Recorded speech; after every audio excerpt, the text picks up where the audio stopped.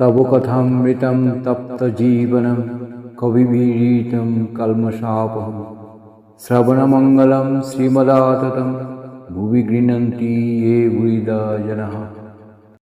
ঠাকুর শ্রীরামকৃষ্ণ একবার পরম পূজনীয় বিজয়কৃষ্ণ গোস্বামীকে বলেছিলেন, তুমি সাকারবাদীদের সঙ্গে মেশো বলে তোমার নাকি বড় নিন্দা হয়েছে। যে ভগবানের ভক্ত তার কূটস্থ বুদ্ধি হওয়া চাই, যেমন কামারশালের নাই। হাতুড়ির ঘা অনবরত পড়ছে, তবু নির্বিকার। অসৎ লোকে তোমাকে কত কি বলবে, নিন্দা করবে। তুমি যদি আন্তরিক ভগবানকে চাও, তুমি সব সহ্য করবে।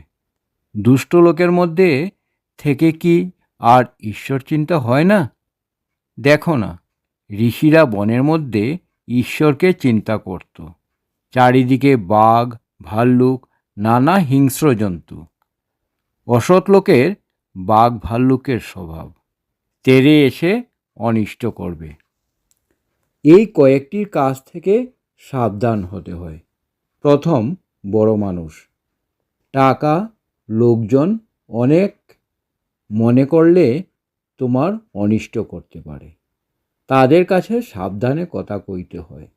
হয়তো যা বলে সায় দিয়ে যেতে হয়। তারপর কুকুর। যখন কুকুর তেড়ে আসে কি ঘেউ ঘেউ করে, তখন দাঁড়িয়ে মুখের আওয়াজ করে তাকে ঠান্ডা করতে হয়। তারপর ষাঁড়। গুঁতোতে এলে তাকেও মুখের আওয়াজ করে ঠান্ডা করতে হয়। তারপর মাতাল।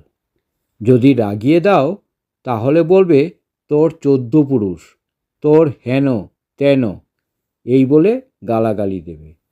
তাকে বলতে হয়, কি খুড়ো, কেমন আছো? তাহলে খুব খুশি হয়ে তোমার কাছে বসে তামাক খাবে। অসৎ লোক দেখলে আমি সাবধান হয়ে যাই। যদি কেউ এসে বলে, ওহে হুকোটুকো আছে, আমি বলি আছে।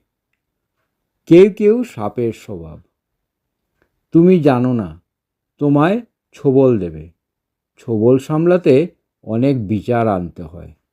তা না হলে হয়তো তোমার এমন রাগ হয়ে গেল যে তার আবার উল্টে অনিষ্ট করতে ইচ্ছে হয়। তবে মাঝে মাঝে সৎসঙ্গ বড় দরকার। সৎসঙ্গ করলে তবে সদ অসৎ বিচার আসে। শ্রীরামকৃষ্ণার্পণমস্তু।